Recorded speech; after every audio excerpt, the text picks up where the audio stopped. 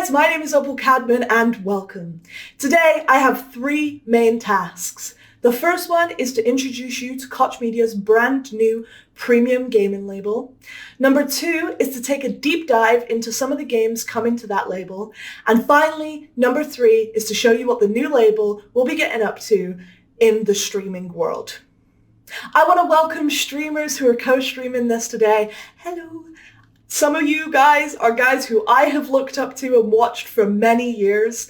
And speaking of people who I've looked up to for many years, I am so proud to introduce Jeff Keighley, who will be helping me co-host us through this entire list of games.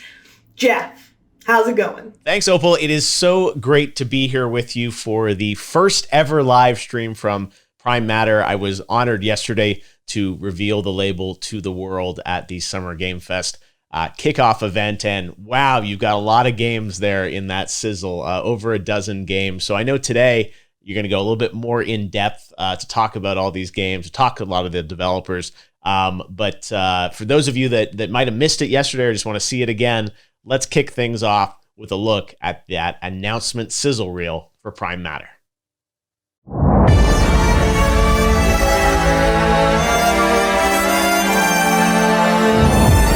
Sometimes I ask myself what it all means. Let's begin.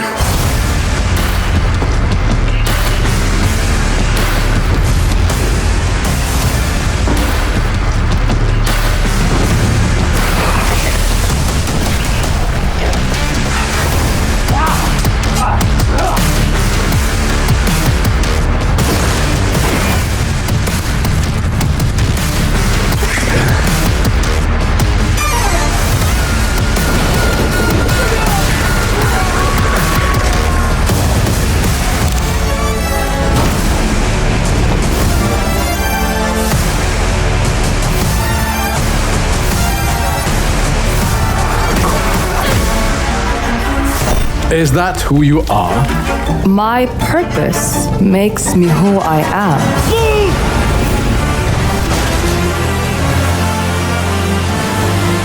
I finally have the feeling we're doing something worthwhile. Being relied on to succeed where others would fail.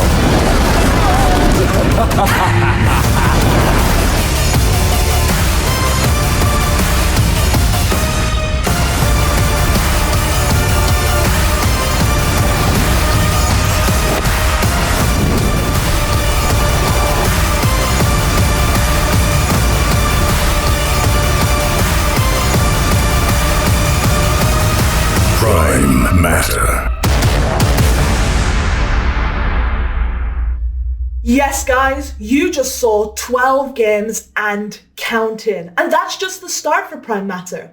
But before we get into these incredible games, what I like to call the juicy bits, I want to talk to you about what Prime Matter is and who we are. Prime Matter is the new premium gaming label of Koch Media. It dedicates itself to delivering a range of immersive and diverse games from amazing development talent all around the globe. It highlights the varied influences of global studios and their different approaches to game making.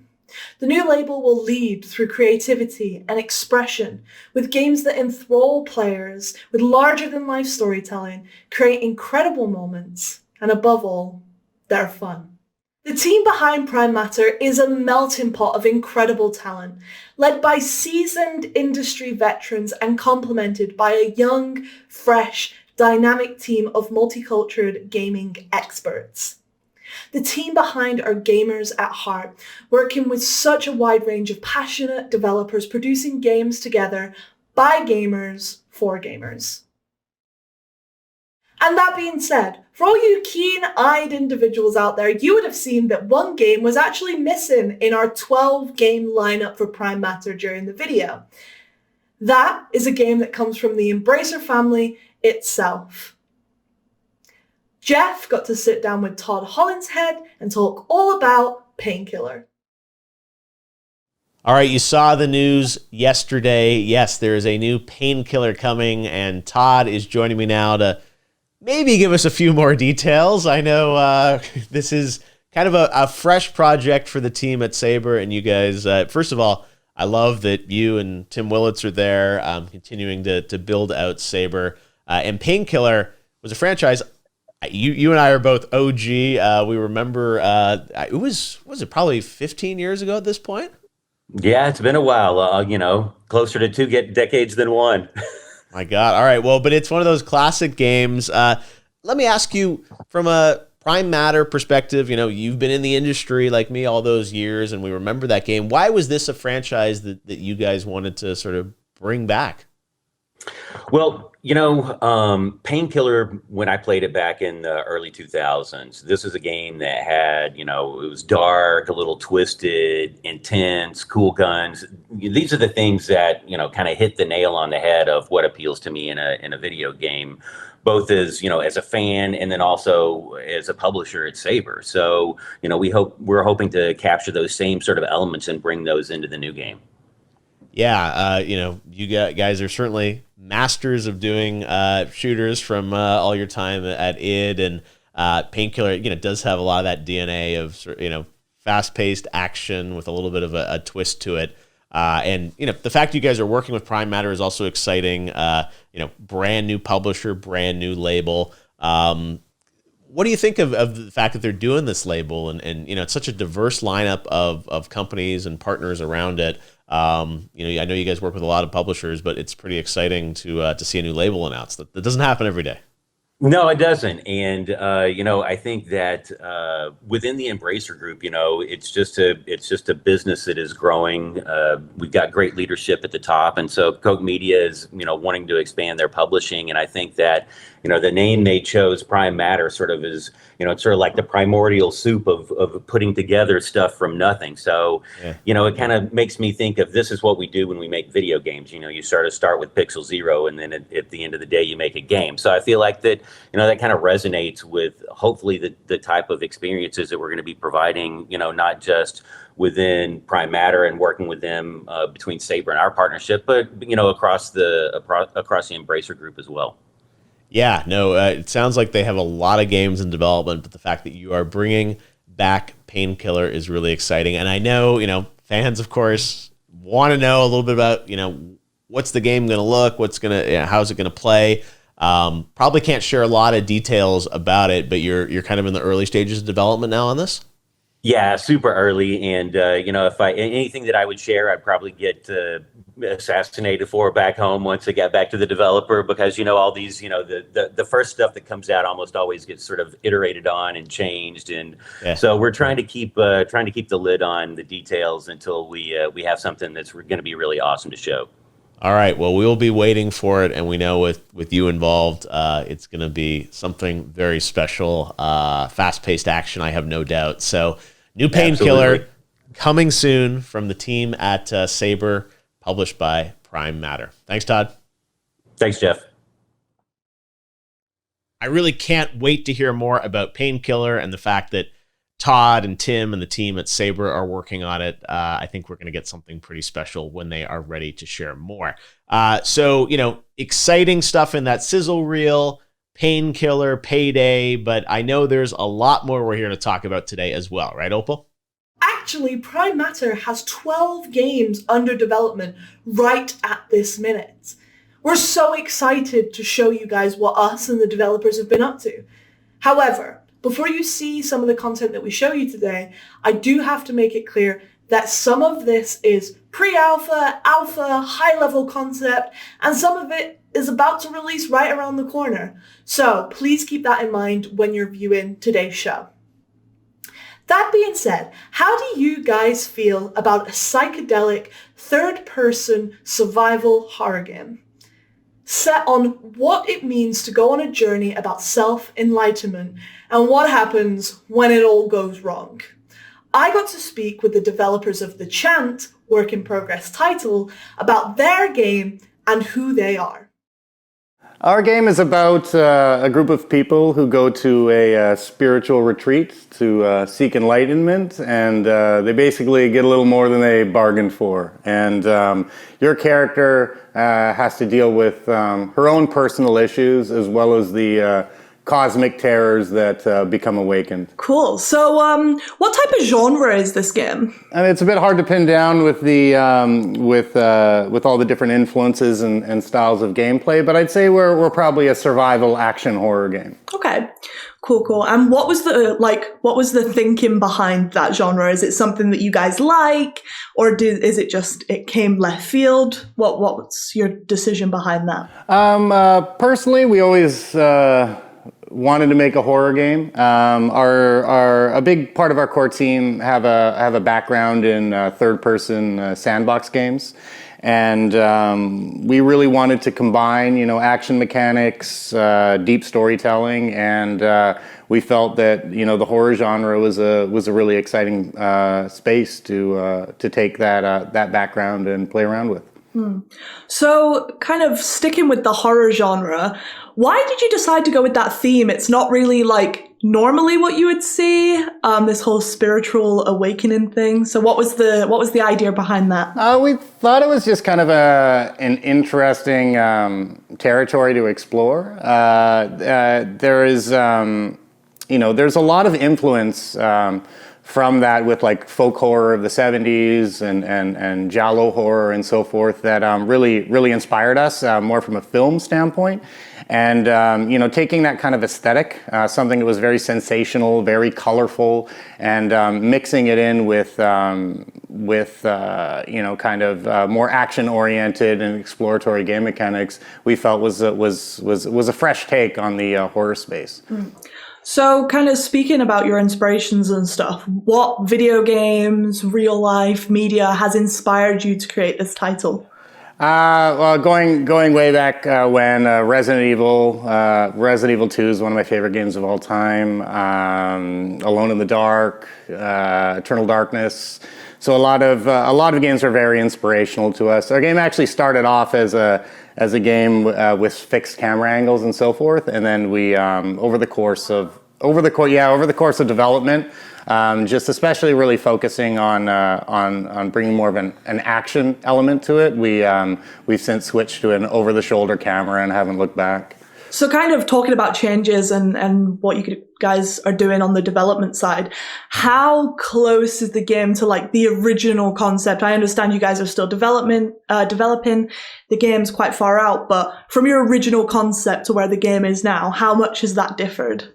The core story and I'd say the aesthetic and the themes, those all remain intact. I'd say our gameplay, as our team size grew, we added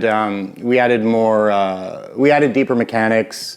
I'd say more action to the game. Our game actually has a fair amount of combat in it, especially on the melee side. Those were things that weren't too prevalent in our original concept, and a lot of those things are just kind of based on we're a very small team at first. We're still a relatively small team, but every new person that joins, brings something new to the mix. So I'd say on that end, the game has evolved in scope and depth of gameplay. Awesome. Kind of sticking on that point of, you got a small team, there's a lot of challenges that comes with that. What was the hardest part of making the game so far? The hardest part was probably trying to make a game that has more realistic production values, because that's where our background comes from, on a smaller scale and budget. So for us, we had to be very strategic, utilizing Unreal. We wouldn't have been able to build this game without utilizing an engine like Unreal. Previously, we had worked on more proprietary technology, and that's also great because new people that join the team can get up and running on the engine quite quickly. In addition to that, we've been using photogrammetry from the start for both our environments. All of our characters are also scanned actors, and we're using, also tapping into a lot of what's going on in our city. Vancouver has a pretty big film industry, so really tapping into the film and the effects industry and tapping into that area of expertise to just kind of try to do things as efficiently as possible. So you've mentioned like experience in the past and also kind of how rich Vancouver is. How much does that come in handy when you're working on the game? Oh, it's been extremely beneficial. Vancouver, is home to a lot of AAA studios. A large portion of us work together at Rockstar and United Front Games, and we also have people who have worked at the Coalition and EA, as well as some smaller independent studios as well. And in addition to that, having the film industry here, where we can utilize local talent. We're working with union actors. We're scanning actors as well that we're using for our characters, and we're actually currently auditioning a couple remaining characters for the game, and as well as doing the finishing touches on our new motion capture studio. So we're going to be doing a full cinematics push over the coming months. That's a really exciting place to be right now. Awesome. Sounds great. In terms of exciting things, when it comes to this game, what are you most proud of at the minute where you are? I think the thing I'm the most proud of is just what a small focused team can do when they're all sharing the same goal and vision. As I said earlier, we come from different backgrounds, but everyone's managed to come together and really deliver an amazing amount of work for the team size we have, and it's really exciting to be working on a smaller team again, and just having that kind of energy where you're working with everyone on the team day to day. Yeah, I imagine that is a lot different to probably what some of you are used to coming from those massive studios. So finally, what are the benefits of signing up with a global publisher like Koch, and also, being featured on their brand new label? It's truly an exciting place to be. We've been kind of pushing our game as far as we could, and this partnership is really helping to provide more reach and more resources, but I think most importantly also just having a partnership on getting feedback and helping to really expand and push the vision of the game. We've already received a lot of feedback on the title, and being a small team, we're often in our own little echo chamber, and even in a short period of time we've been able to act on a lot of the feedback, and the game has improved considerably since then. Well, Mike, thank you so much for your time. It's been awesome to talk to you and find out a little bit more about what you guys are going to be offering for the new label. And I can't wait to let gamers finally get their hands on the content. So thank you for your time. From psychedelic horrors to internet rumors, our next developer created the huge open world of Bohemia and took us on an adventure through the Holy Roman Empire. However, there have been some leaks that this action RPG may have a home on the Switch. Opal sat down with Warhorse Studios to try and get to the bottom of this. Kingdom Come Deliverance on the Switch. That is quite some news. Yes, that's true. Kingdom Come Deliverance is coming to the Nintendo Switch. And as you said, it's about gamers, devs, and games. In our case, or in this case, actually gamers play an integral part in the story. What do you mean? Well, some kind of confusion happened in the end of last year. We Warhorse Studios, were preparing the release of the Kingdom Come Deliverance Royal Edition on PlayStation and Xbox, but someone most likely ticked the wrong box in Japan, and it looked like it's going to be released on Switch as well. Of course, by that time there was nothing existing like that. We were not even thinking about the possibility that Kingdom Come Deliverance could go on the Switch. However, Nintendo Japan took this information, some Japanese media, and then the snowball started rolling. All of a sudden it was the talk of the day. Kingdom Come Deliverance is releasing on the Switch, but as I said, nothing like that was planned at all, and we didn't even think about that. Now, a few months back, and we think it was still somehow cursing around in the Nintendo database, Nintendo of Spain posted a picture on Twitter where they had different pictures of open world games, and they were promoting already existing open world games on the Nintendo Store. And if you clicked on the picture, actually there was nothing like Kingdom Come Deliverance, of course not, because as I said, nothing like that is existing. However, again, it created confusion. People were talking about it again, like, okay, so is it coming, is it not coming? But for us, actually, And as I said, we didn't think about that until that time. For us, we started to think. We started to think there's a lot of interest, there's a lot of buzz. People are actually talking about us, reaching out to us, like they seem to want Kingdom Come Deliverance on the Nintendo Switch. So we started to think. And since we are already in the Koch Media family or the Embracer family, and there's a lot of talented studios, so is Saber Interactive, and who but them would be actually capable of bringing the Kingdom Come Deliverance version on the Switch.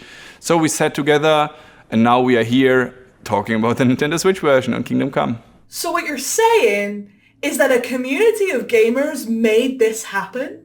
More or less, yes. The community feedback we got, of course, was a big drive for this entire project. But this comes from our general background. So think of the Kickstarter project we had in the day. So without the community, there wouldn't be any Warhorse Studios or any Kingdom Come Deliverance. So we always try to be very close to them and working together with them, and even coming up with crazy ideas together with them. So for instance, the Savior Schnapps, our own liquor we created later, was actually a community idea. We have our own beer brand.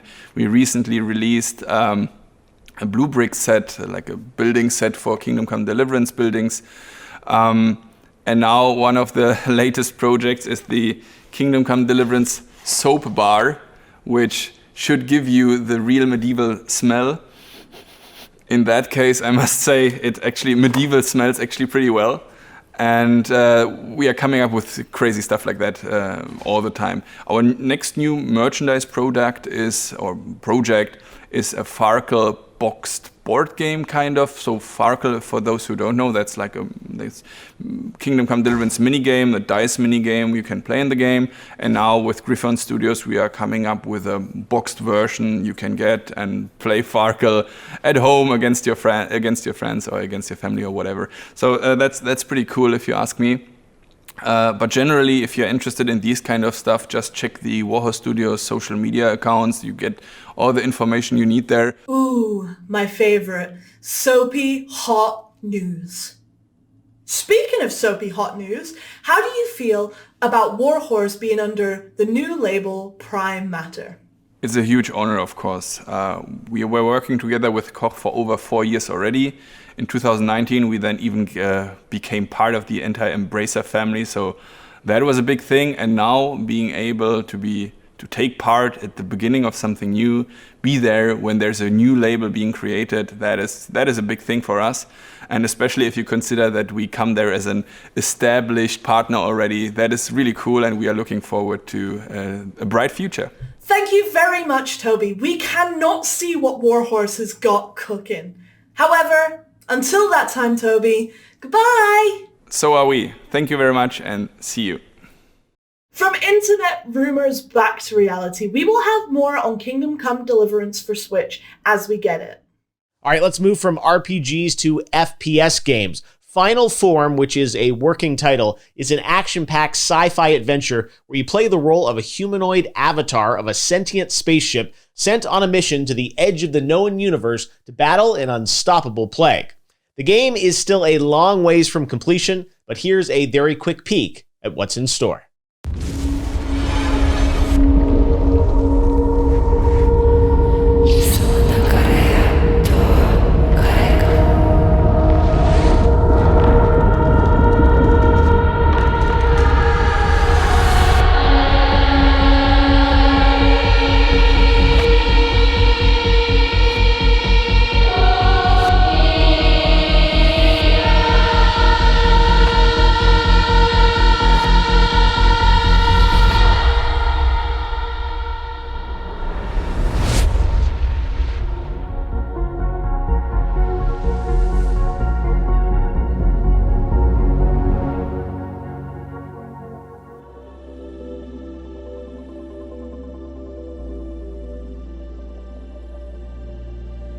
Hi, we are Raycon Games, and what you have just seen is the first glimpse of our upcoming game codenamed Final Form. Final Form is an action-packed, epic sci-fi FPS in which you are a female-formed humanoid machine on a space mission with no return. At the heart of the game is a mystery and alien worlds to explore, but also an adrenaline-fueled combat. In final form, it's all about the freedom and power of movement, being a machine unrestrained by human weaknesses. There are numerous abilities and gadgets that come with your robotic body, so you can give yourself away to the fantasy of becoming an unstoppable cybernetic goddess blazing away in a spectacular ballet of destruction.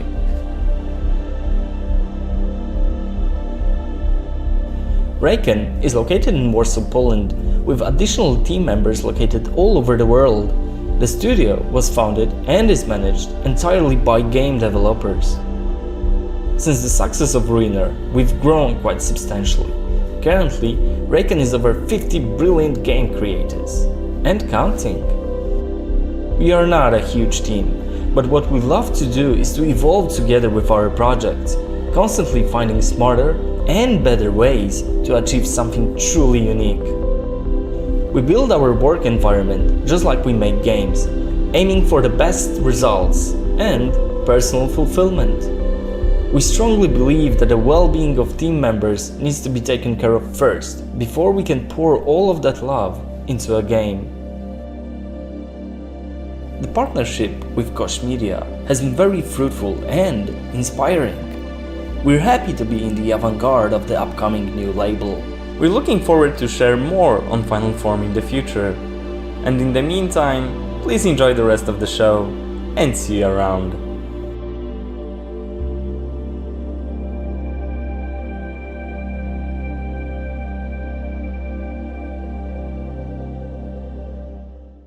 I have to say, guys, I love the soundtrack from Final Form.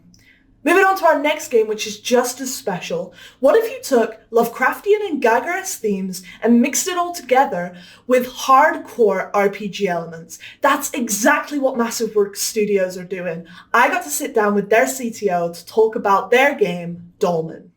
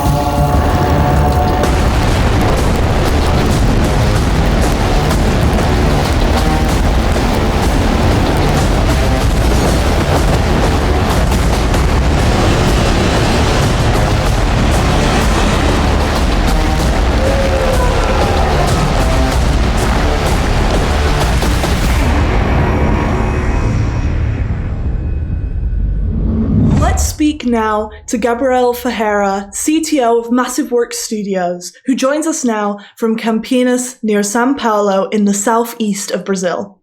So, Gabriel, what is Dolmen about? First of all, it's a pleasure to be here and to participate. Well, so let me tell a little bit about what Dolmen is. Dolmen is that kind of a game where the hero needs to save everyone from an alien threat. Fighting with all kinds of monsters and struggling to keep going forward. Yeah, that's the kind of game that Dolmen is not about. In this game, you actually save the drillers, which is the alien species that live on that planet, but you're going there to help a company save its investment. So you're not really the nice guy that's trying to save everyone. It's just a job. But we hope that the players consider the humanity, the greed, the war, and the spares and the challenges that come to mind along with that job. Taking all that part, and yes, Dolmen is also about fighting all kinds of monsters and struggling. After all, it is a hard game. It's a hardcore game. It's inspired on Souls-like, so yes, you're going to die a lot. Awesome. Thank you. So when thinking about the name Dolmen, obviously you guys went for that for like a very specific reason. What's the thinking behind the name? Why did you go for Dolmen? So there was many things that came to our mind when describing the name of the game.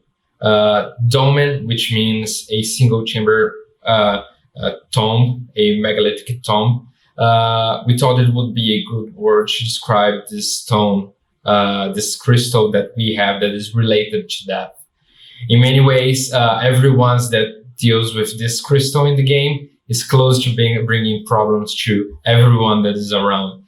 And we wanted it to be the main piece of the game. Cool. Awesome. And now I know that people may or may not have heard of Dolmen before, so it is already out there in the world. But how long has it taken to get to this point? Oh, it's been a long journey since the beginning of the project. We started at late 2016, so it's been almost 5 years now, and probably just a bit more to come out.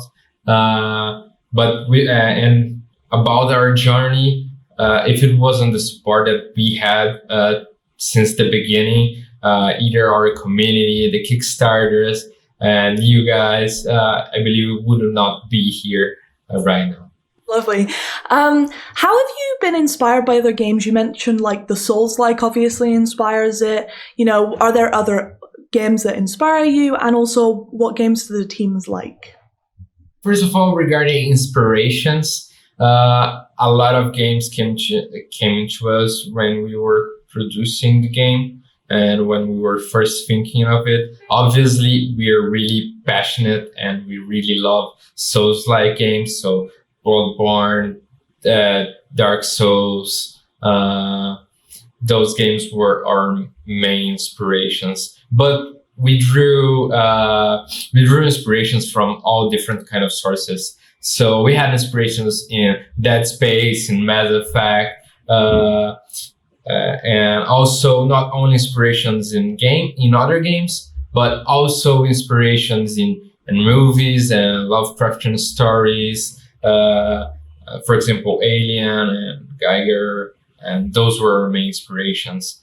About games that we most like and games that our team likes, it's really hard to say because we have a team that ranges from liking Dota to CS and Souls-like games. But what I can really tell you is that everyone of our team is passionate about the project because they love doing what they do, which is a hardcore game. Yeah, and that makes sense as well when you get hands on Dolmen, all these inspirations that have come in. So the game is set in a sci-fi universe. Is there any specific reason you decided to go down that route? Was there any other routes that you considered at first? Yeah. Well, the humans are afraid of what they don't know. And the universe has infinite possibilities. There is always something unknown that we can explore in space. So that sci-fi setting really was something that we could use to throw everything that our insane minds could come with. So we wanted to use the sci-fi as a tool to reach this goal, to present the player a world of unknown that he can fear and he can enjoy it. No, absolutely. And while we're kind of on the point of humans and Earth, you guys are based in Brazil, which is awesome. Are there any specific challenges that you face during development because of that, or just in general? Yeah, there were a lot of challenges that we faced along this 5-year journey. We obviously had to adapt our workflow in these late years. So 2020 and 2021 was a really challenge for us, but it was something that we could adapt well, especially because even that we're based in Brazil, we're not only based in a single location in Brazil. We have people spread across the country. So it was easy enough to overcome that challenge. But there were several challenges since getting development kits and finding people that are really capable of helping us to deliver this amazing game, and that's what we gathered, and that's something that our company appreciates the most and really gives value is the people that we work with. They were really incredible people, and they were really rare over here. Absolutely, that's really cool. Kind of on that theme of development and challenges, given how development and technology often dictates how a game evolves throughout its development, how kind of close are you to the original concept that you guys came up for Dolmen? Well, there are different point of views on that answer, especially because we started really small. And in the journey of the game, for example, it started as a concept from a few friends that get together and they brainstormed it for months, the game. So it diverged in two senses. And one of them, when we first thought of the game is huge and is insane and has a lot of background on it. It has all this universe around it. So a lot of it has been built. So people that loves lore and loves the universe that we are creating, they will have a lot to explore on that side. But the game from its original concept evolved a lot, especially now that we have more tools at our disposal. So on the tech side, it advanced way better than we imagined. Back 2016, we didn't have all the resources that we have now. So, of course, we made some sacrifices here and there and in order to achieve our goal. But we're never happy with satisfied at that point of satisfaction, you know. We want to reach more. At the end of the day, this is also a game and we are having fun, but on top of all, we want to make a brilliant game for the player. Absolutely. And speaking about like making the game and the development of the game, seeing as you are lead programmer as well, what was the hardest part of making the actual game? I believe that we could have gone into different options, especially, for example, we could have wanted to make it a game that was simpler or smaller or not have that many hours of gameplay. But we decided to go to a hardcore game, even though it's a first game of our company. So we decided to go full in into that challenge. We faced a lot of challenges, as I mentioned previously, but I believe the hardest part of the game was finding the correct professionals and focusing on what we were doing, and keeping yourself focused for 5 years on a single game is something that is challenging for everyone, especially right now. So it was a difficult decision, but we wanted to make that. Regarding programming and as a programmer, there's a lot of that I could keep talking about what is the harder. Multiplayer is always challenging, but finding that balancing fit, so the game that is not unfair, but is hard. So we wanted to aim hardcore players. So this was really something that was hard. So you mentioned like 5 years of development, which is a crazy long time. How have you kept yourself motivated? How have the team kept themselves motivated? I won't say that it was easy because it wasn't, but I would say that most of all, we were always having these meetings in order to play the game. Even now that we are remote, we keep getting up every day and making a meeting and showcasing what we are doing and working alongside each one of us. Also, a lot of things that happened before COVID was the events. The events always made us super happy. So showcasing the game to everyone and getting the players to play the game and see how they react, it was something incredible for us. It really made us feel proud of what we were doing. Yeah, absolutely. I feel like everyone's missing that event feeling, right? When you actually get to see people on the games and you're like, oh, wow, everyone's loving our games. I think it's something that everyone is missing, definitely.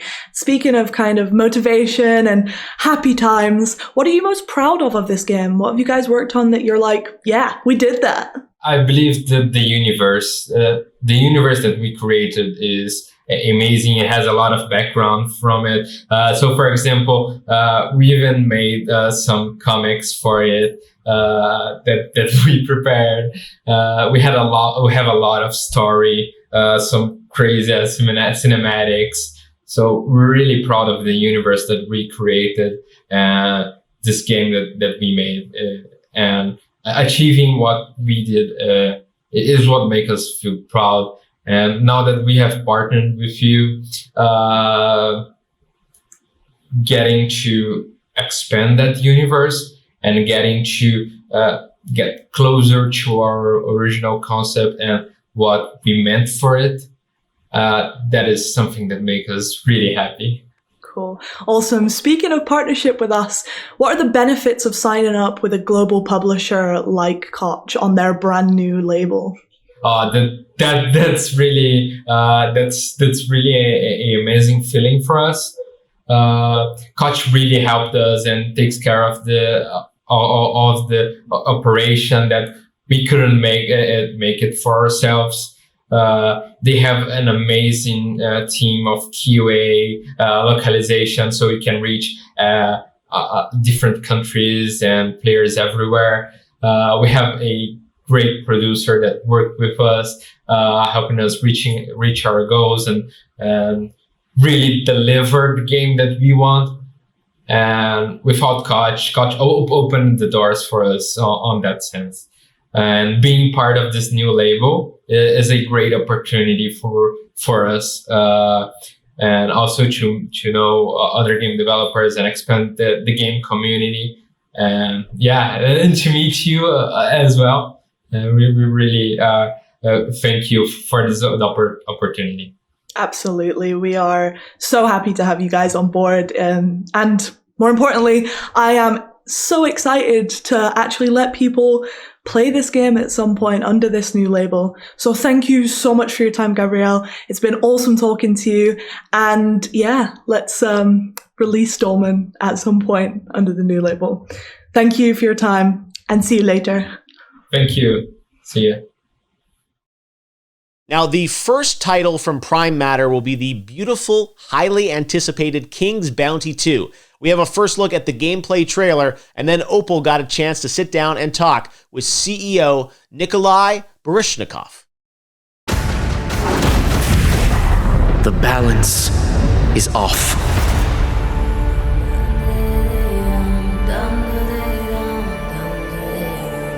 Our land, Nostria, dances on the knife's edge of fate. King Claudius, my father, cannot lead, and his absence has set the realm in motion. Something is coming. Now the burden of the crown falls onto me. Nostria was flourishing, but there is unrest. It used to be beautiful here. My wife and I had a nice life then. Conspiracy, sabotage, necromancy. They all threaten this land asunder. But we must unite, for distorted terrors are advancing. Rumors tell of a false prophet, putting our hope in something that does not exist. A seer foretells that our Savior is among us. People of Nostria, you laid faith in my father, do so to me. We must look towards the horizon, fight back the darkness, and preserve the light of our land. For Nostria!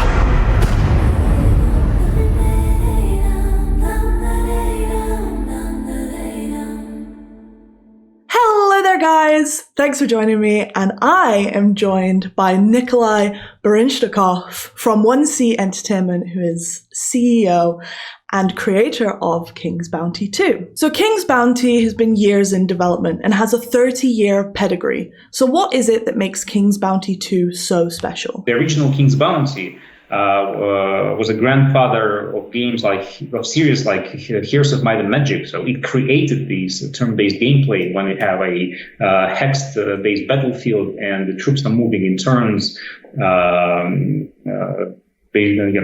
like chess pieces on the board. So I think that's the key. The cornerstone of King's Bounty. Absolutely, and kind of speaking about that, and I know as you mentioned, the first King's Bounties was 1990, and then you had the King's Bounty that you guys created in the 2000s. What technical improvements now that we're in 2021 are you most excited about implementing into the new King's Bounty 2? Well, I'm a huge fan of the core aspect of the game with tactical battles. And if in the previous games the battlefield was always a flat surface, so now we're bringing the battlefield into 3D. So we will have line of sights, hills. Like simple example, if your archers are located on the hill, they will do like extra damage for the high ground, etc. So moving the battlefield to 3D is a huge step forward. And then the whole role-playing part, the exploration part, we decided to move more towards games like Fable or Mass Effect, kind of epic, big role-playing games, as opposed to have a top-down isometric view of tiny little character on a horse just galloping around the map. So we are moving towards this kind of epic fantasy adventure. Because this is not like a small indie title anymore. This is one of the biggest, if not the biggest production we've done in Moscow so far. So speaking of the other King's Bounty games, will this King's Bounty 2 follow the other stories of the games, or will it be a standalone title? No, the game will not follow on any previous games. But even the previous King's Bounties, they all sort of like disconnected. There was like the main protagonist, there are a bunch of evil guys. There's like a small quest. And I would say that a previous King's Bounty it was not like an epic RPG adventure. So the game was more about just battling random monsters on the map and solving some little quests. And then King's Bounty 2 is really, a epic adventure. We had spent like dozens of hours solving puzzles, working with different factions, making decisions that change the character and the world. So we're really moving much more towards, an epic RPG. However, this is a rare combination where our game, King's Bounty, is not an action RPG. It's not a Witcher game where you have to, quickly press buttons on the joysticks and battle enemies in the field. It's interesting crossbreed of a high fantasy role-playing game with a tactical strategy title, which it's not like quote unquote was never done on console, but this is fairly unique combination for the console. And for me, like a great inspiration was the modern remake of XCOM, for example, because I was a huge fan of XCOM that was released in 1994, 1996, and the modern console reinventing of XCOM. This is something we're trying to achieve with King's Bounty, really make a modern game that works well on modern platforms, that works well with current understanding of gamers, how a game should look like. So we're trying to enhance it in every possible direction. Yeah, cool. Awesome. Kind of speaking about the story of King's Bounty 2 and how it differs, it appears to have a darker, more gritty aesthetic compared to its predecessors. What was the design philosophy around that? Why did you decide to go with that instead? That's a interesting question. We've been debating on the design approach. And again, as I said, we spent a lot of time prototyping, working on the core gameplay and the looks and the art of the game. Previous game had this more cartoonish, kind of fancy indie look, but we decided we are now trying to play in different league. We're trying to make a much bigger title, a big game, an epic adventure. We've been, astonished by, modern fantasy titles, both in Hollywood and in games, and we thought that this is a good idea actually to upgrade King's Bounty to what we call like high fantasy or like realistic fantasy. So it's not a dark fantasy like Kingdom Come when they're like, you know, dirty peasants, everything is bad. No, it's more like, as I said, like high fantasy, you know, epic characters. If there's a dragon, it looks like a dragon, not like a toy. If there's a villain, you know, he or she looks like a real bad person. So that was the main philosophy. Plus, you know, game development evolves, and I don't think that it's a good idea to, you know, take a game of 2008 and just make a replica with slightly enhanced graphics in 2021. So you need, especially for consoles, there's a specific expectation from somebody coming to the store or buying the game digitally or online. Okay, this is like a $49.59 game. It has to look graphically and gameplay-wise like this. There's an expectation, and we believe that that's what we had to do. Yeah, so we've mentioned that this game combines different kind of like ways that you can play the game, basically, you know, from third-person RPG elements to this unique fighting system, this kind of chess-like fighting system. Kind of, why did you choose, you know, with the evolution of game design and how people play games, why did you choose to stick to these hybrid game mechanics? Do you think that this is kind of what makes King's Bounty? Absolutely. I think you got it spot on, so I don't even need to answer. King's Bounty is again, is a grandfather of, you know, turn-based games. So if you remove tactical combat from King's Bounty, then it becomes, I don't know, Mass Effect or Kingdom Come. So so we can play around with evolution of this gameplay, make it more fun or realistic. But obviously, this is the core. So this is a tactical game with a lot of role-playing aspects and high fantasy aspects, and not the other way around. So again, gamers who like RPG with shooting elements, you know, games like Cyberpunk, this King's Bounty is probably not for them. I'm sorry, it's a different game. Yeah, and in terms of, you know, we've mentioned kind of this new 3D world that you're creating when it comes to the fighting style, and then these RPG mechanics and making this world feel more alive and more exciting. What was actually the hardest part of you making the game? What took the longest time? What kind of caused you the most headaches? Hard to say. Again, first of all, this is a multiple platform game, so there are specific technical issues that prolong the development. If you make just, let's say, a PC title or just a PlayStation game, then, you know, you are not having a headache of porting to different platforms, getting different, you know, specifications, TCRs, approvals. So that adds a lot.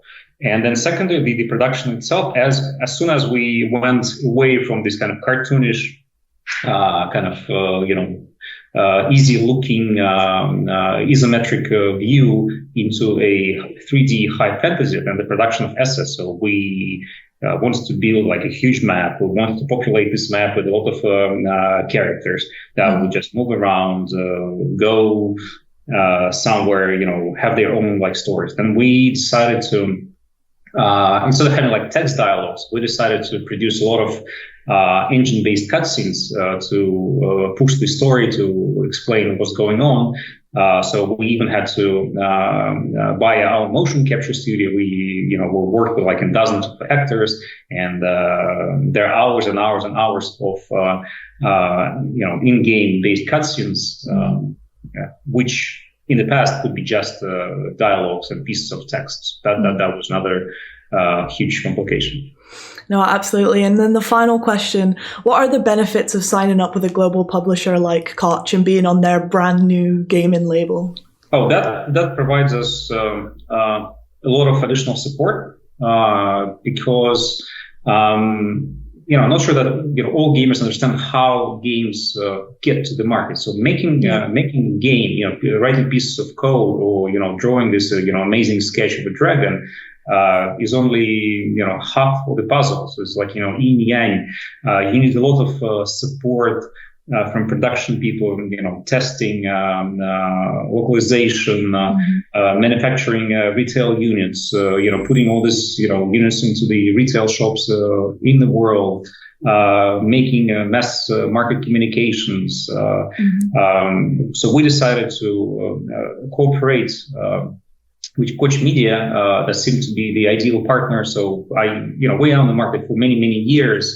And I would say very honestly, I was personally a bit scared if we do it just ourselves, that we might not have the human resources to deliver the information about the game. The game itself, we'll work with all the platform holders as effectively as in a co-production and co-publishing with such esteemed partners, Koch Media, Embracer Group. So I'm quite happy. Awesome. Well, that's it. Thank you so much for your time, Nikolai. And I cannot wait for people to get their hands on King's Bounty 2. Oh, me too. Trust me, me too. After 4 years of development, that's going to be one of the most exciting days for me in 2021. We have 12 titles. We keep saying it. And honestly, I shouldn't have a favorite. It's like picking between a favorite child. However, this next title speaks to me on a gaming level unlike any other. This third-person action-adventure shooter will keep you up at night tossing and turning with its horrific, nightmarish creatures. Think Alice in Wonderland meets Alien, or as one US journalist put it, Tomb Standing. Guys, sit back, relax, grab a pillow, because you get a world-exclusive look at Scars Above. Good job. Dr. Ward, Dr. Yoshida, get to the bridge, please. Time to see what's inside our alien guest.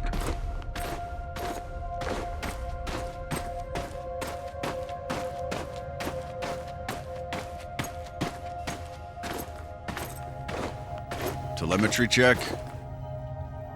Telemetry check. Here go.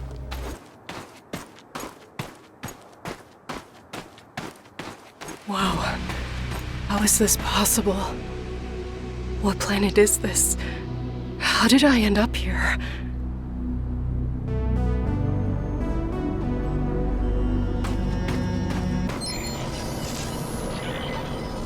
Log entry. The gate has an internal conduction system. The 3 points on the rim seem sensitive. A targeted blast of electricity should cause a reaction.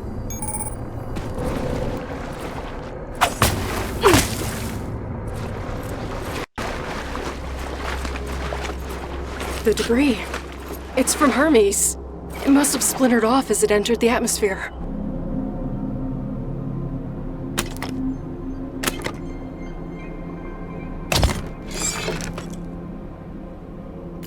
Mira!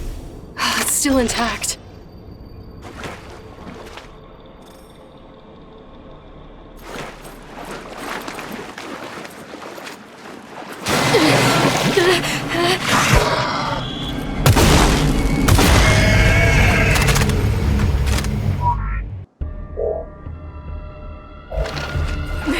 What the hell was that?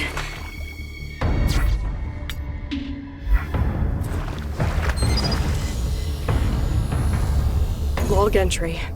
The creature has multiple salivary glands in its thoracic region that seem to produce a highly venomous secretion.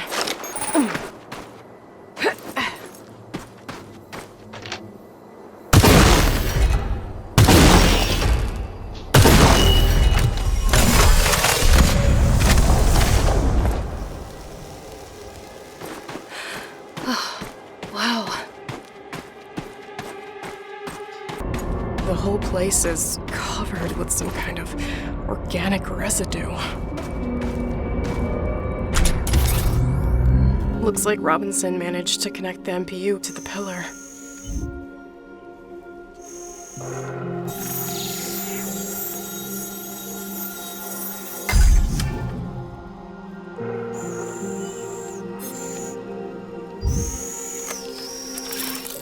This will help me get through that tissue webbing.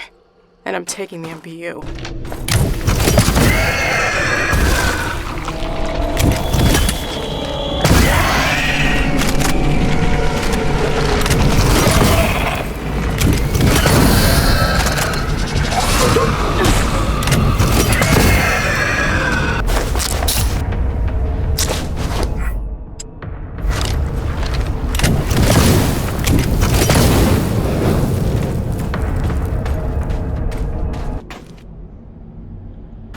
Who were the architects of this place?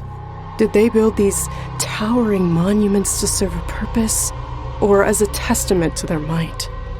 Were they looking for answers or solving a problem? Oh my god!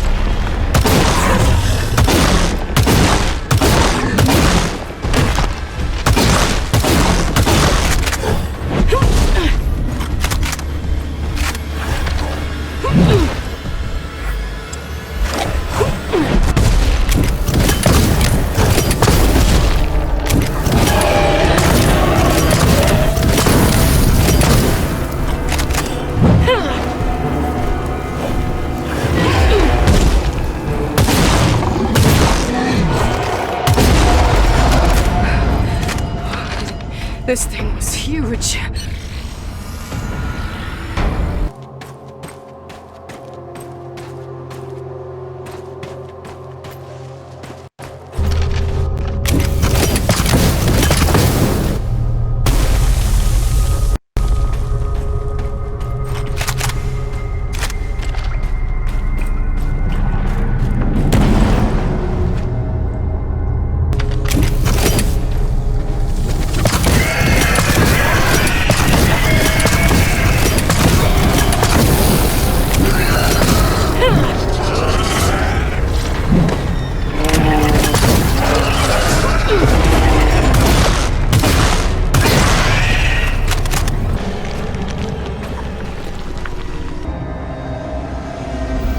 The appendages are dripping with the fluid that's freezing the water.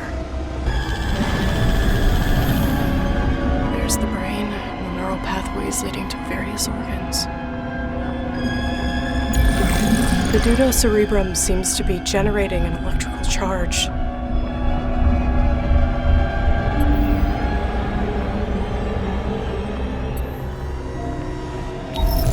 This neural pathway is conducting large amounts of bioelectricity.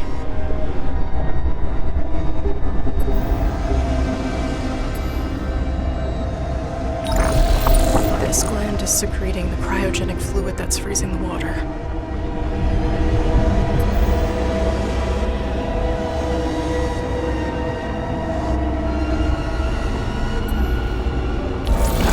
The cocktail of digestive acids is dissolving local plant life into homogeneous matter.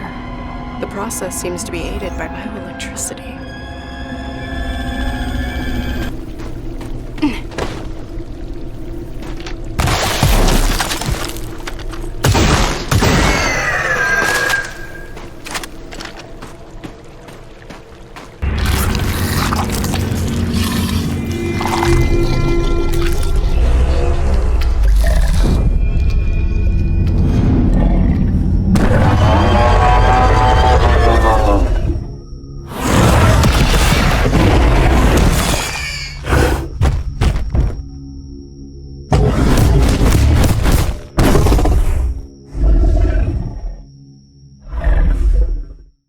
That really was something. And last week, Opal had a chance to talk to the developers, Mad Head Games, and ask them what their game was all about. Hello there, guys. Joining me now from Novi Sad in Serbia is Ivan Zorkic, game director at Mad Head Games, who's going to tell us all about his new project. So, Ivan, what's Scars Above all about? Hey there. Scars Above, an alien object appears near Earth. And a team of astronauts is sent to explore it, to do a close-range scan. However, for some reason that I don't want to go into now, this results in them in an event which causes them to be transported to an unknown alien planet. So our protagonist, Kate Ward, who is a mission specialist, she's an astrobiologist with a background in engineering. She's one of the members of the team of astronauts, of the team called SCAR team, which is Sentient Contact Assessment and Response. So she is on the ship doing the scan, and she ends up on this stranded on this alien planet. So one moment she's with her team in the ship, and the other moment she's on this strange planet alone. So she explores. She finds out that her team is also stranded on the planet. She has to find them first, and it seems that some time has passed. She doesn't understand why. And also the planet is very hostile. So there's a bunch of dangerous creatures, monsters, and everything seems to want to kill her and the rest of her crew. So she needs to, find out what's going on, solve this mystery. How did they end up here? What does this planet want from them?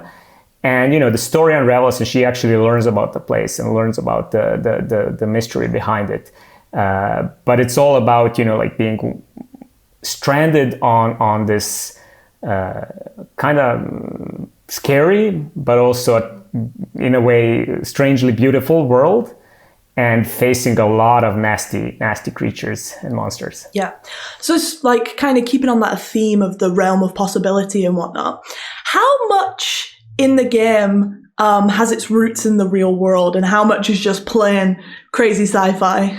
Well, it's mostly sci-fi, but the themes come from the real world. So they're inspired by the real world. I think the best stories come from the real world, even if they're, about, as I said, dragons or fairy tales, and of course, spaceships and space exploration. Like, there's always this component. So on one level, Scars Above is about reason versus terror. And this is a very important topic to me, and that's a very real world topic for me. Like, in our world, a lot of bad things come out of fear. And this fear, gives birth to some unreasonably dark actions, which lead to more bad things and more fear and more bad things. And in a way, Scars Above is like, for me, a metaphor for reason standing up against terror, science against darkness, knowledge against ignorance. So apart from kind of staying within sci-fi and obviously that kind of opening up the possibility that this can actually happen makes sci-fi what it is there any other important reason to you to keep, that sense of realism still there in the game? So there is there is a reason to keep realism, but I think the better word is to make it believable. So, if you go for absolute realism, you're kind of limited on, what you can tell, the story you can tell. It kind of is like there is fiction element to the sci-fi, right? But we want to make it believable. And the reason why this is important is because I would like to create this what if vibe. I would like it if people actually ask themselves, like, what if this really happened? What would I do if I were suddenly stranded somewhere on this strange, far away from home world, surrounded with monsters and terrors? Like, if you make this believable, people might actually think more about it. So we don't want to go like super realistic, but we do want to make it believable so that, because immersion is really important, so that people get immersed in this world and start thinking like, what would I do if I was in this situation, and, what if this was really like, what if this happens someday? What if an alien object does appear near Earth someday, and what would happen? Absolutely. And then you mentioned the lead protagonist, Kate Ward. You told about her job title. What else about her? Who is she? Why is she? Kate is awesome. We love her. So Kate is a very strong and very capable, but also a very caring person. So she's an astronaut. She's a scientist, a team member, a colleague, an explorer, and she always has like this childlike scientific curiosity. But one thing she is not, and that's a warrior, like a trained warrior. She's not a soldier, so she's not like a space commando or anything. And and she does end up in a situation where like she needs to fight for her life. So that's a theme that's kind of like really interesting to us. Because the fact that she's not a trained combatant doesn't mean she's not capable. So she has like a strong will, a sharp mind, and she's very brave and tough. But like she's under tremendous stress in our game, and we want to show how vulnerable she is, how scared she is, how distressed. because true courage it doesn't come out of lack of fear. It comes in face of fear. So we do want to show this fear, and it's actually like this. The fact that she's overcoming this, like fighting her emotions, fighting, all the stress, that makes her courageous, and that's great. So she gets frightened, she fights her emotions. She's susceptible to panic, which I think kind of makes her relatable. Like she's not like, I'm all out of gum. I'm kicking ass and chewing bubble gum, and I'm all out of gum. Like that's not her. She is like, her heart pounds, her voice breaks, she trembles. But then, and that's what I really like when her voice breaks, when she's like really scared, but she like clenches her fist, and the adrenaline kicks in, and she pushes through, no matter the obstacle, and she does it using her mind, and using science and using her cunning to craft these weapons and gadgets and survive against the odds. Awesome. So you mentioned that Kate's a team player and that Scar gets sent up. Who else is in the team? Who else are we going to be meeting on this adventure? So she's a part of a 4-person team. There is the commander of the mission, Commander Robinson, Richard Robinson, and he is like a person with a military background, like a pilot and an officer, and he is the commander after all. But the rest of the team are mission specialists, because this is also kind of like the idea that it's this alien object appears, we send scientists and explorers trying to figure what's going on. So Kate is joined by her close friend Tamara, who is and also like a scientist and an astronaut, and by Mike, a little bit younger member of the team, but who is also like a communications expert, and like they're all scientists working together to solve this mystery. But Kate does get separated from them, and part of the game is actually uncovering the fate of her other team members, and I don't want to spoil anything, but Kate obviously cares a lot about her teammates and her friends. Speaking of best feelings that you can have, what are you most proud of up to date of Scars Above? I'm actually gonna give you a corny but very true answer. I'm most proud of the team. So making a game is a huge effort, and it requires a lot of hard work, focus, energy, dedication, but also cooperation, communication, support. So it's just looking at a group of people working together on a common goal, that's really inspiring. And I think that's truly the case with any development team. When you ask them what you're most proud of, and I keep thinking one day in the far future, I may actually forget some of the details during the development, but I will always remember the people I worked with. That's awesome. And then last question, what are the benefits of signing up with a global publisher like Koch and being on their brand new publishing label? There's a bunch of benefits, but having access to certain resources, to experience. This is a game, with many firsts for us. So having someone to just share thoughts and share the experience is really valuable. But on a personal level, I have to say this, and I'm being perfectly honest, the biggest benefit for me was meeting a bunch of great people on your side. And I truly mean this. It's a continuing pleasure to work with you, not just talking about the game or how we can make it better, but we talk a lot, as we chat about various things. Just meeting you guys, it's a tremendous boost to what we're doing. And I don't want to downplay the obvious benefits, because there's a lot of them, their infrastructure, the resources. But for me personally, it's just meeting and getting to hang out with you guys. That's really awesome. Absolutely. And it's a pleasure to hang out with you as well, Ivan. And thank you so much for your time. I cannot wait to let people play Scars Above, because I know that we have so much fun with it in the office. So thank you very much. And yeah, we can't wait to see more. Thank you. Yeah, I'm looking forward to people playing the game. We're really excited about it. So, and thank you for this talk. Yeah. And now for something completely different. When Brian Fargo himself, the granddaddy of top-down isometric RPGs, says he is excited about a game, that's gotta mean Prime Matter is getting something right. Encased is an isometric dystopian sci-fi RPG scheduled for release this autumn, and this new trailer, which we're unveiling today, should give you a pretty good flavor of what the game is all about. It's 1976, and the future has arrived. But here's the skinny. We at Cronus need you. Cronus was formed after a dome-like structure was discovered 5 years ago. Was it from our ancient past? Was it made by aliens? Does it run on perfectly harmless nuclear power? We need to know, and humanity is waiting for you to help unlock its secrets. Descend into the dome itself and join one of our incredible research teams. The only question is, which wing of Cronus is the best fit for you? If you like taking orders, cracking heads, ultra-violence, and guns, lots of guns, then the Black Wing is for you.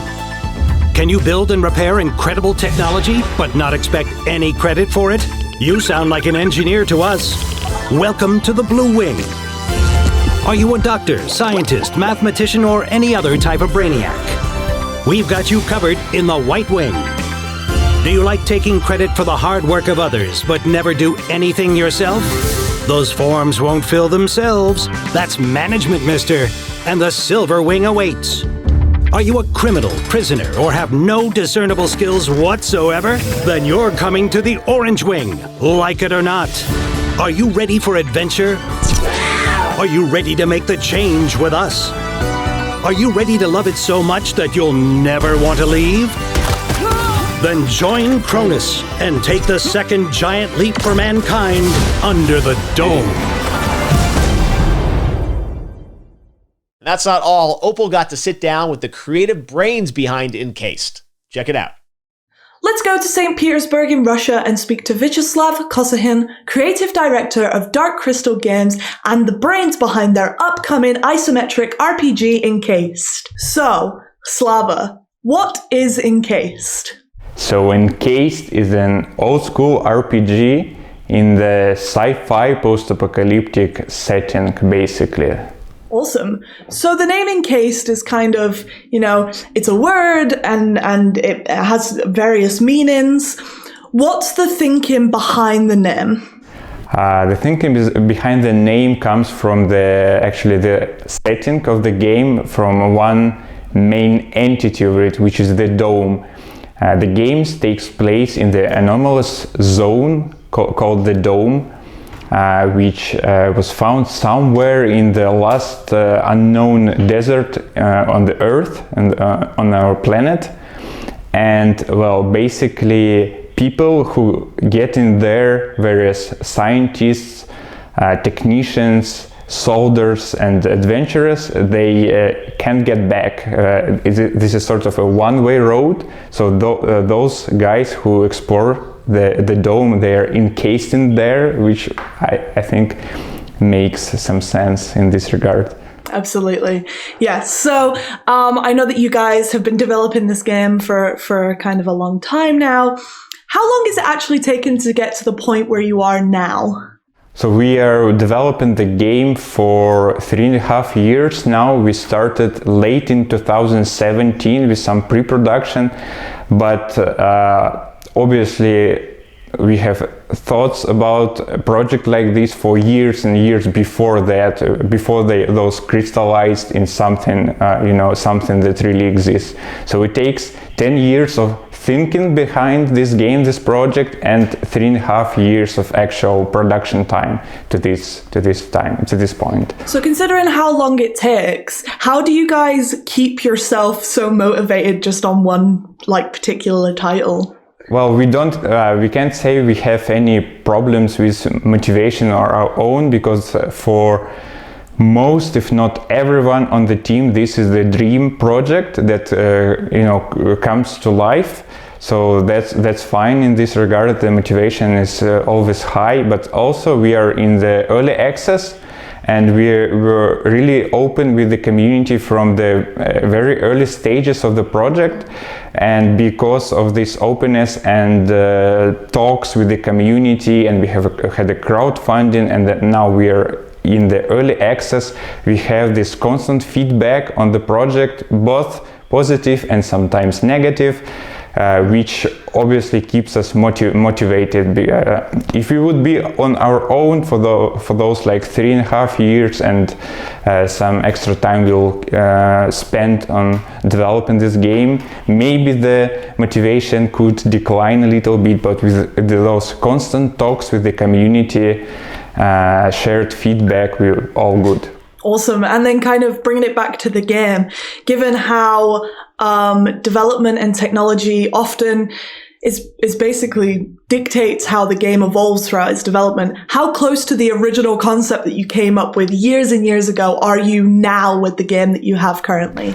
The overall concept, we managed to keep it alive. We managed to keep it true. It's a very old school CRPG type game, which is inspired by many golden classics of late 90s and early 2000s, and in that regard, it all those ideas survived through the process, which is really great.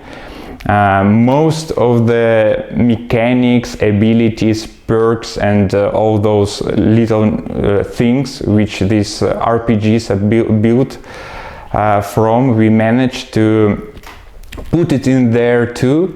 But obviously, because technology changed and even time passes, some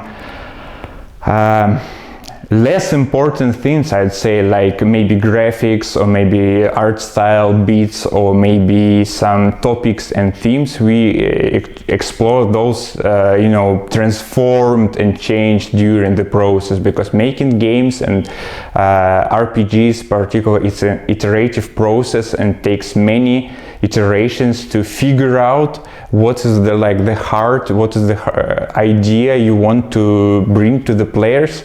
So those transformed and crystallized during this long development. But the original concept, the very heart of it's all in there, which is really great. Yeah, so speaking about the concept, what's the actual narrative of Encased? The story of Encased is a story about exploring this anomalous zone, the Dome. The player starts as an employee of this Cronus organization, which is the only organization that controls entire Dome research and studying. There are 5 departments which are called wings.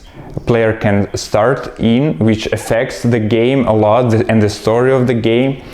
This is the Black Wing, which are the security and police services. There are White Wing, which are scientists and medics. There is the Silver Wing, which are the management and ruling wing of the Dome of the Cronus. There are Blue Wing, which are technicians and engineers, and there is this special Orange Wing, which contains ex-convicts which were freed to go to the Dome to do various manual labor. So you've mentioned that the game is set in the early 70s. Not many games have been set in that time period. What prompted you to pick that specific time period? Well, we think that 70s is the perfect time for like our game, what we are doing, because 70s is like the last tick on the timeline of the humanity, while there were some blind spots on the planet.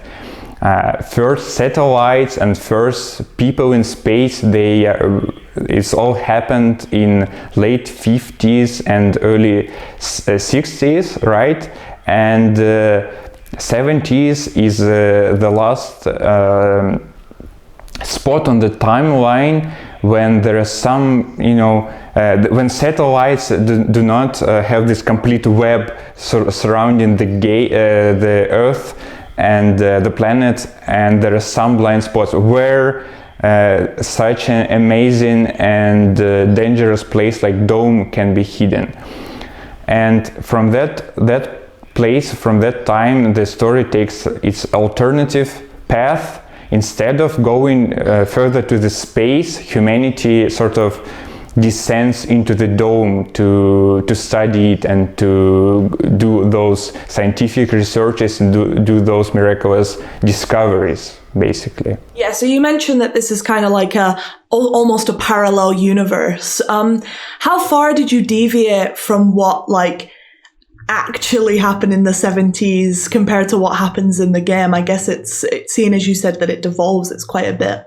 Yeah, obviously. So the main topic would be obviously that instead of continuing the Cold War, the West and the East, if we can call those, they instead start to explore the ideas of internationalism and exploring the Dome together and forming that super corporation Cronus, which is actually the only foundation that explores the Dome, controls all the researches and controls the flow of artifacts and scientific researches which comes from the Dome into the rest of the world. And yeah, those ideas are quite different from what happened in the real world, I guess. And kind of bringing it back to the real world almost. Obviously, you guys are based in Russia, and life in the 70s was very different than life was in the West. How much of that do you think translates to an international audience once we get out there? And how much do you think people won't understand because they just, no one kind of really lived over there, or no one really knew what was happening over there? Well, as I said, I think the game pursues the ideas of internationalism when very different parties across the world could put their own struggles, political and other struggles aside, to humanity become something bigger when it's combined with everyone is united together. To ascend, to be something more, and to explore the Dome, its dangers and its discoveries, basically. Absolutely. Now bringing it kind of back to you guys and the developers again. You mentioned that you were inspired by other games. What games really truly inspired it? Not just games, but media, and also what do you and the team like as well when it comes to video games? Well, we are here all the hardcore RPG fans, so it's not secret why we, I suppose, picked up a project like this to develop. And it's not a secret that the game is it's in a very hard way was inspired by the Fallout series, and the other great RPG games of late 90s and early 2000s, and some modern ones too, actually.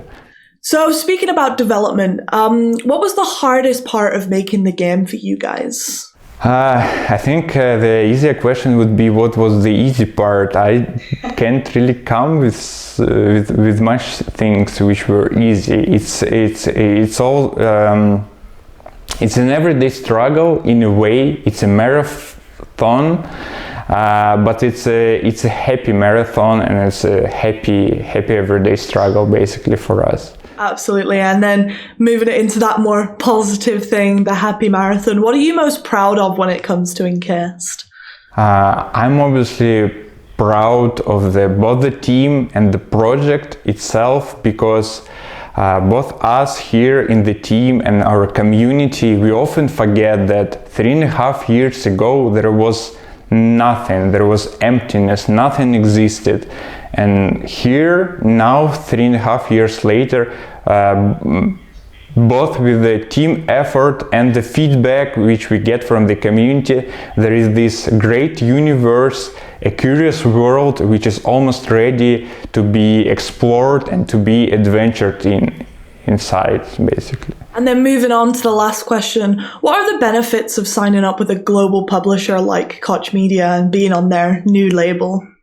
So we think that signing with a partner as Koch Media is really great, because it not only benefits us as developers, but such partnership also benefits our community, our players.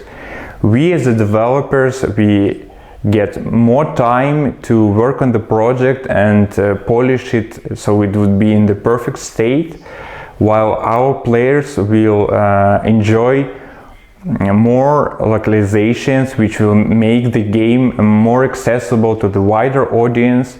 We'll get the voiceover done, which just make the game better and bring it on some other higher level. From an isometric dystopian sci-fi RPG to our next title, which is a fresh take on the action-adventure genre. This team, all the way from Iceland, specifically built a mocap studio for this title and has the incredible talent Aldous Hamilton as their lead protagonist. I got to sit down with the guys and ask them, what is this game all about? So Echoes of the End is a cinematic, narrative-driven action-adventure game about Rin, a person who has trained all her life to be a warrior in service to a throne and is now searching and finding her own identity as she's cast away from the life she's always known. It's a game we've wanted to make all our lives, basically. And for us, what we really wanted to explore was a marriage of a cinematic experience and the narrative, choice-driven storytelling of RPGs. Finding that bridge and union is what really inspired us to go and make our own video game. Exactly, and such a big integral part of the experience is how you as a player choose to interact with the characters around you, the different companions, the characters that you'll run into when you're going about in the game and trying to solve all the issues that you'll be facing as a player. What was the inspiration behind it? We're at a remarkable point in the game industry where, a relatively small team is able to tackle such an ambitious vision, and it's actually reasonable. And I think we've just recently arrived at that point. There have been some really great games making leaps in the past few years, kind of paving the way for this as the tools and hardware and software get more accessible and affordable for smaller developers. We kind of, in the early days of Midgard, we came to realize that a game like this might be possible. And it seemed unreal to us that it might be at the time. But growing the team and building up the tech and pipelines in-house, we saw that this was, in fact, possible. And it's an absolute dream for everyone at the company to, be privileged enough to work on a game like this and to really shape the game that we all want to make. Yeah, so kind of sticking on that point of development and how technology often drives the direction of how a game evolves throughout its development. How close to the original concept is the game now? That's a really good question. So it's rather close. I would say we didn't really do any large pivots. We did make some changes, of course, as the vision evolved and as we understood better kind of what the game was going to be and kind of how we scoped it to fit a team that would be able to execute on it.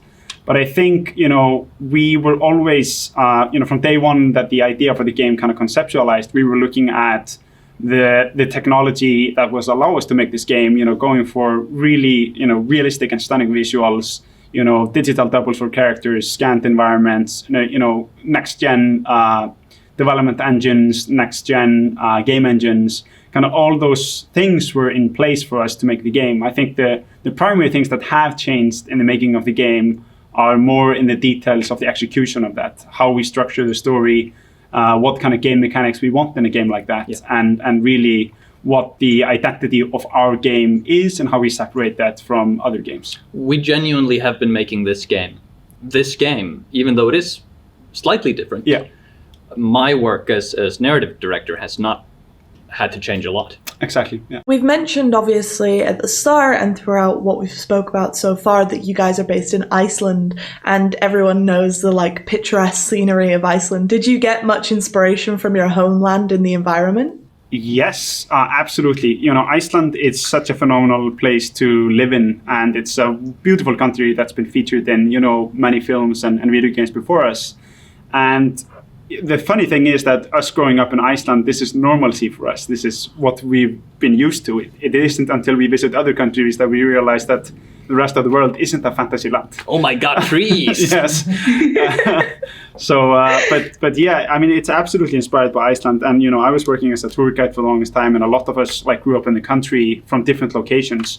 And we pulled from those locations in the game. And even for some of them, we have nearly one-to-one replicas of them, in the game. Mm-hmm. But the game itself isn't based in Iceland, of course. We're just taking inspiration from the more fantasy level vistas and visuals. Because while all this is true, while we love Iceland and while we'd be fools not to utilize the access we have to Icelandic natural phenomenons to scan and take references from, we don't want to make a game about Vikings. Because it's something that's been done a lot, and we really want to make a unique IP that is ours, and that no one has seen before. Yeah, and we kind of touched on characters, and you mentioned the main character at the very start. Tell us about her. Tell us, what made you choose her? Why does she exist the way that she exists? I'll hand that one off to you, I think. Yeah, it's always a tricky question to answer without getting into any sort of spoilers. Yeah. But Ren is, as I say, she is a character, a person trained from birth to be a weapon in service to the crown. I was really fascinating in exploring the difference between a person that is, the juxtaposition between purpose and independence. And Rin is a character burdened by purpose and chained to it. She has been given a purpose not of her own choosing, not by her own volition, but one that she has inherent to her birth and very existence. Throughout this game in particular, we want to explore the journey of going beyond that purpose and going beyond what role you are born into and seizing the world by the throat, basically. And I would say that she's born with certain powers that make her both a pariah and a uniquely powerful individual. But with that power come certain challenges and certain superstitions that she's challenged to overcome. I think that's general enough to avoid spoilers. Yeah, Would you like to add to that? And just to add a layer to that, I think with the main character, she's, throughout the game, you're constantly meeting new people. We're setting her in, we start with her familiar setting, her kind of role in society, and her kind of what's expected of her, and we kind of break free from that throughout the game as we meet different characters, and Rin kind of finds her own path and purpose, like Magnus spoke on. And I think that's really where the player also steps in and kind of forms those new relationships that Rin forms throughout the game, and really is an effector on those. I think what really heightens Rin as a character in the game is the performance by the excellent actress behind her, who is Aldís Amma Hamilton, who is absolutely phenomenal at portraying such an awesome character. What's the hardest part of game development so far? I know you guys are still in the development, but what's been the most challenging? The most challenging part of game development? I think that's a different answer for every team. Yes, I think that's a different answer for every game, and I think it even might be a different answer for every team member, depending on the different perspective that they have into the game development. I think for us, it's been vitally important to find the right people to work on the game. And that's a really difficult thing to do, finding the right people who you believe in and who are really passionate about making games like this. And we've been lucky enough to find the right people so far, and we have, exceptionally talented people on board with us making this game. And I think while that is, often from the outset, it's an invisible part of game development, but it's absolutely essential and extremely difficult. Yeah, so you kind of mentioned before that, Iceland's quite small. Does that mean that you guys kind of struggle to find that talent that's out there, or is it quite rich in terms of game development? So, as usual, Iceland is excellent per capita. We were the best at everything per capita. And among those in the Nordics, we have the most developers per capita. That's not really a useful metric when you look at the fact that we're only like 300,000 people, basically a small fisher town someplace. But Iceland is completely unique in the way that CCP, another pretty well-known developer here in Iceland, kind of paved the way for all the other game developers here that are now thriving. We have a great educational infrastructure that pretty much covers all the different fields of game development here in Iceland. So we have exceptional talent coming out. And so I think, considering the size, we have great access to talent. And another part of it is that we've had a lot of Icelanders who got into game development early and moved to other countries and then moved back with a lot of experience helping new teams form and build games here.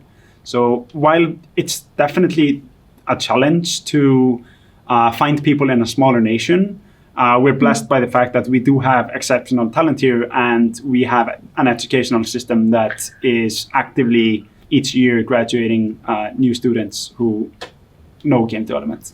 What Halldór is saying is that we're a nation of nerds. Yes. And like another per capita is that, I don't know, it's an incredibly high number of people in Iceland who play games at all ages. Yep. Like an insanely high number.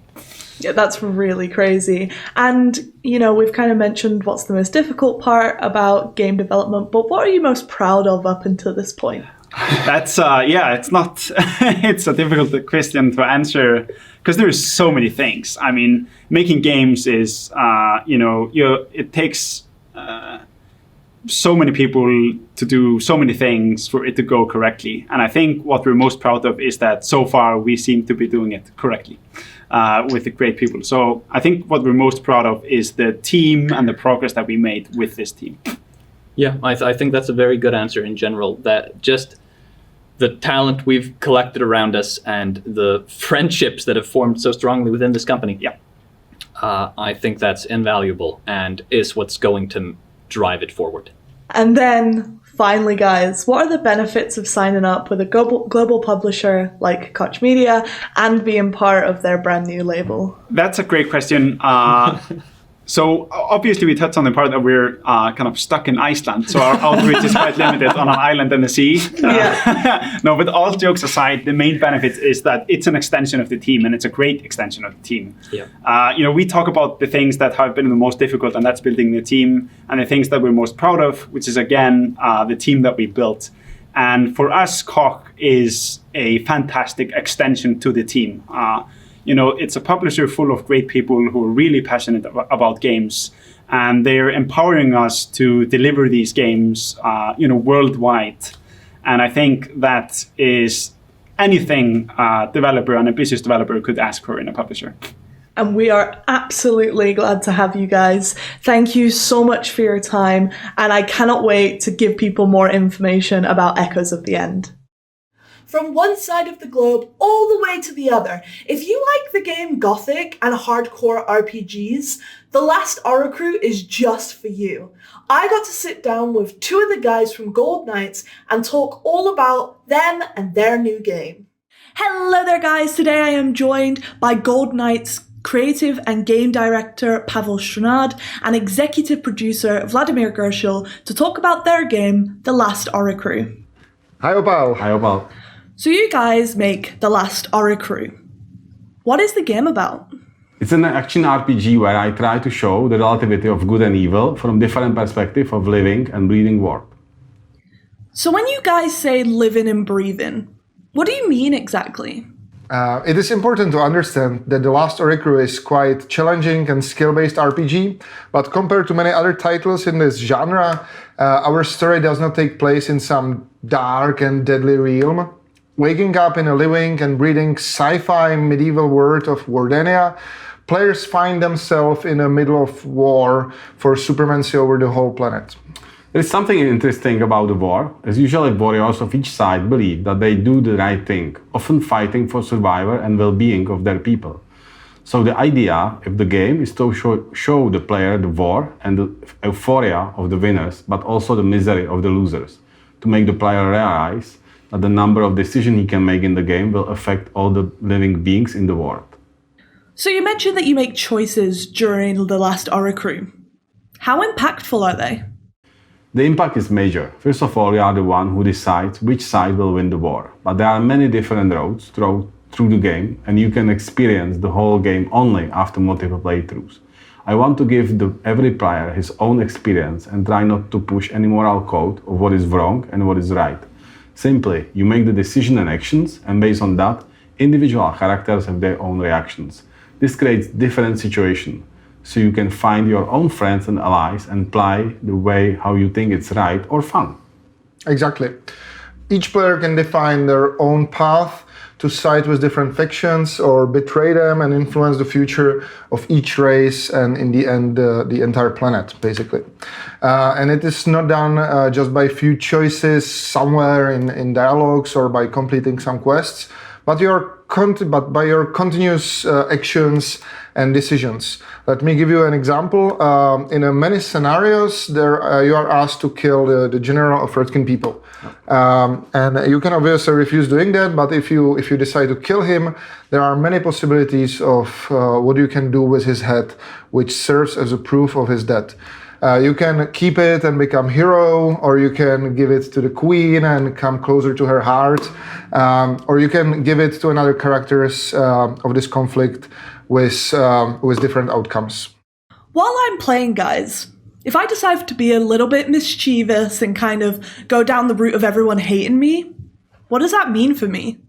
Yes, there is an option that you will try to do as much harm to do as many beings as possible, and there are some dark characters that will be pleased by that. However, cooperation with them may be eventually very painful for you. That's another interesting thing, that often there is some hidden party involved in many wars, which profits from both sides of the conflict and the conflict itself. So that's a bit of the hidden part in the game, which you can play, but it will be a little bit difficult to play. So the game has co-op. Can a friend help me with the boss battles? Can we play the whole entire game together? How does this work? You know those lonely nights when you play games which are super exciting for you, but you feel a little bit sad that you cannot share that experience with anyone? That was generally the idea. Yeah, there is a great demand for couch play in the whole third-person action RPG genre. So we are sure that for our future audience, the co-op is going to be one of the most or the key features of our game. And that's why we went even farther. We have many situations what can be solved in co-op differently than in single player. So you can find new fun ways of how to kill some bosses, or solve some puzzles, or reach some special secret areas. But you know, at the end of the day, combat is bread and butter of an RPG. So if you, for example, play as a melee tank, while the second player plays a magic support, you will enjoy tens of awesome hours of shared fun. Oh, wait, so you're telling me there's magic and melee? What does this mean for the combat of the game? Well, the combat is targeted at more experienced players. I'm very much on the wave of recent challenging RPGs that are based on the skills of the player, timing and stamina. We are trying to build some interesting magic mechanism in the game that would let you use some more than block and fast attack buttons. But, you know, don't forget that our world has sci-fi roots. So what is for someone magic can be for more developed culture or technology. But be prepared to die. A lot. Like a lot. Yeah, a lot. A lot. And finally, guys, I just want to ask you, what does it mean to be under Koch Media's brand new label? Honestly, it was the best step we could do in our game development. It helped us dramatically increase the capacity of our development team and focus primarily on the game itself. And yet, we still have the full creative control over the game, and all the feedback we are getting is really helping us to make a better game. So far, it was the best decision ever. Yeah, I'm very pleased that I could use my long-standing experience with big publishing houses and restructure the game and the team to shape which was the right fit for such a strong partner as a Koch Media. From the very beginning of our cooperation with Pavel, we were thinking big and aiming at building a really memorable new game franchise. And being part of the starting portfolio of a brand new Koch Media label gives us a great opportunity to fully achieve it. Thank you so much, Pavel and Vladimir, for your time. It's been awesome talking to you about everything The Lost Oricru, and I just can't wait for people to get their hands on it. Okay, bye-bye. Bye. We teased it in the sizzle, and now let's hear from our friends at Starbreeze to talk about Payday 2, Payday 3 and their upcoming cooperation with Prime Matter. Thank you, Jeff, and hi, everyone. We're excited to be here, excited to talk about Payday, and excited to be working with Prime Matter. At Starbreeze, we see Payday as the ultimate bank robbing experience, inspired by classic heist movies, providing adrenaline-fueled gameplay where you get to experience the thrill of being on the wrong side of the law with a smart plan and a gun in your hand. This is what we've been doing since the original game, Payday the Heist, through the sequel, Payday 2, to the upcoming Payday 3. And our ever-growing player community, our heisters, continue to be an inspiration for us in everything we do, pushing us to make the best Payday possible.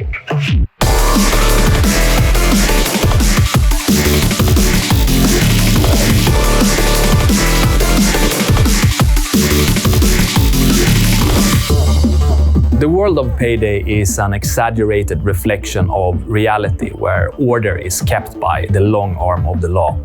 At least until the heisters turn this order into chaos, giving the law the middle finger. That's when adrenaline truly kicks in and the outnumbered gang keeps beating the odds, often escaping with the cash in a hail of bullets. The Payday universe has an ongoing narrative that has been created over the years. The gang has built a reputation by going after the highest profile targets, setting up some of the craziest heist plans, and going up against some of the most powerful of enemies. And through all of this, the gang keeps coming out on top. In their exploits, the gang has become, as they call it, the tightest crew ever.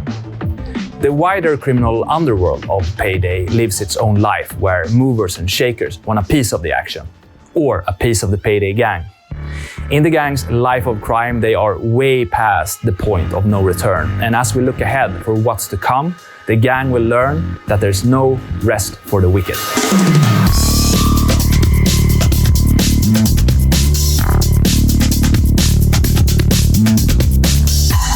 This legacy is something that we treasure and will build on, expanding on this epic story, taking you all with us into the future of Payday. Many millions of players have enjoyed Payday so far. It's been an amazing journey for us at Starbreeze. On Steam, Payday 2 has the biggest player community of any game. This truly means the world to us.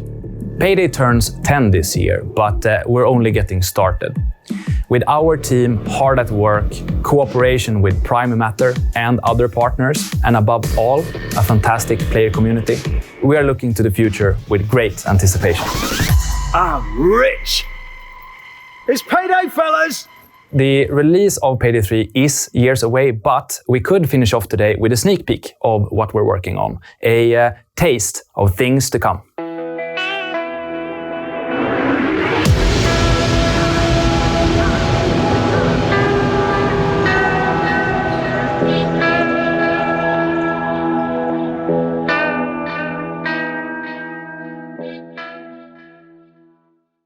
Well, there you have it. Quite a lineup. And Opal, I know we're going to be hearing much more from Prime Matter in the weeks and months ahead, right? That's a great question, Jeff. Prime Matter will be taking a huge leap into the streaming world. From June the 14th, we'll be streaming 3 times a week, every week, providing you guys with gameplay content, achievement and trophy hunting streams, as well as Dungeons and Dragons in our own universes, cooking streams, and so much more.